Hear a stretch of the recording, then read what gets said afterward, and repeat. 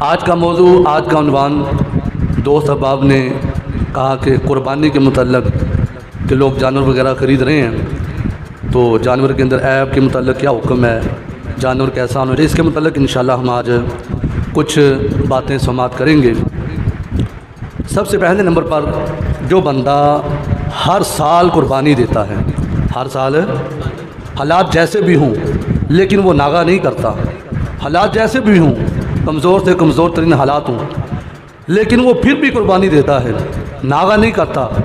فرمایا جو ہر سال قربانی دیتا ہے پھر اللہ کریم اس کو کتنی برکتوں سے نوازتا ہے۔ سیدنا احمد بن اسحاق رحمۃ اللہ علیہ فرماتے ہیں، یہ بزرگ فرماتے ہیں، اپنے بھائی کے بارے میں بتاتے ہیں، فرماتے جو میرا بھائی تھا نا بڑا غریب تھا بیچارہ، بڑے اس کے حالات ٹائٹ تھے لیکن وہ دل کا بڑا سخی تھا، دل کا بڑا غنی تھا۔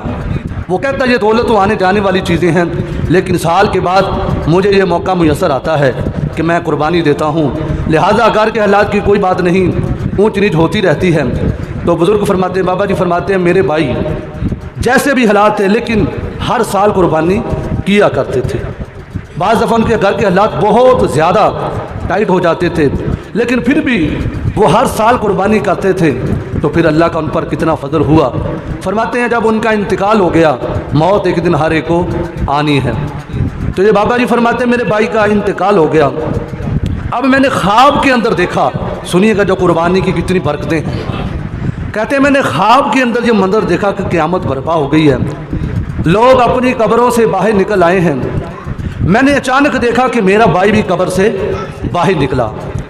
تو میں نے کیا دیکھا، ایک بہت ہی خوبصورت گھوڑا ہے، دو رنگ کا گھوڑا ہے جس کو چت کبرا کہا جاتا ہے، ابلک دو رنگی گھوڑا ہے، اس کے اوپر میرے بھائی جان سوار مجھے نظر آئے اور میرے بھائی جان کے ساتھ اور بھی بہت زیادہ سواریاں تھیں۔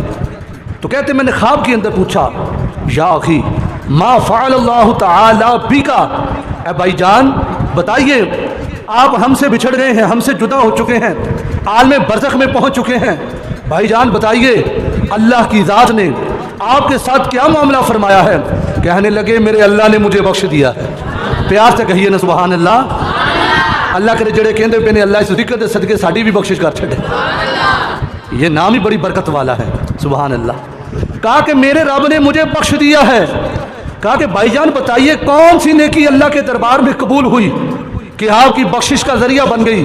سنیے میرے بھائیوں، کچھ نیکیاں ایسی ہوتی ہیں جو ہمیں بظاہر دیکھنے میں چھوٹی محسوس ہوتی ہیں لیکن ہوتا کچھ یوں ہے، اس کے اندر اخلاص ہوتا ہے، اخلاص کے ساتھ وہ کسی غریب کو 1 روپیہ دیا ہوتا ہے، دوسری طرف بندہ لاکھوں روپے خرچ کر رہا ہوتا ہے لیکن وہ سیلفی کی نظر، ریاکاری کی نظر ہو گئی، ادھر 1 روپیہ اخلاص کے ساتھ اس نے کسی غریب کی ہتھیلی پر رکھ دیا، تو پھر اللہ کریم اس کو اس کا صلہ، اس کا کتنا بڑا اجر اور ثواب عطا فرماتا ہے۔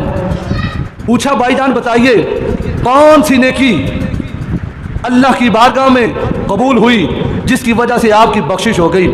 فرمایا بھائی جان بات کچھ یوں ہے، ایک دن ایک بوڑھی خاتون میرے پاس سوالی بن کر آئی تھی، میرے بوئے پر آ گئی، دروازے پر آ گئی، میں نے دیکھا یہ بیچاری بہت بڑی ہے، بڑی خاتون ہے، اس کا کوئی سہارا بھی نہیں ہے، تو میں نے ثواب کی نیت سے بھائی جان صرف 1 درہم اس کی ہتھیلی پر رکھ دیا تھا، صرف 1 درہم، صرف 1 درہم میں نے اس بوڑھی خاتون کی ہتھیلی پر، کہ واقعی ہی یہ خاتون اس کی مستحق ہے۔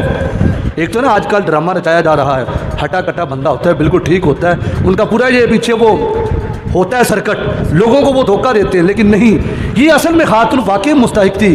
کہنے لگے بھائی جان میں نے ثواب کی نیت سے صرف 1 درہم یعنی 1 روپیہ اپنی زبان میں سمجھ لیں کہ میں نے وہ 1 روپیہ اس کی ہتھیلی پر رکھ دیا، کہا کہ یہی روپیہ میرے لیے بخشش کا ذریعہ بن گیا، سبحان اللہ۔ لاکھوں روپے بات نہیں ہے، نیت کی بات ہے، اللہ کی بارگاہ میں قبول ہو جائے تو بندے کے وارے نیارے ہو جاتے ہیں، سونے پر سہاگا بن جاتی ہے بات۔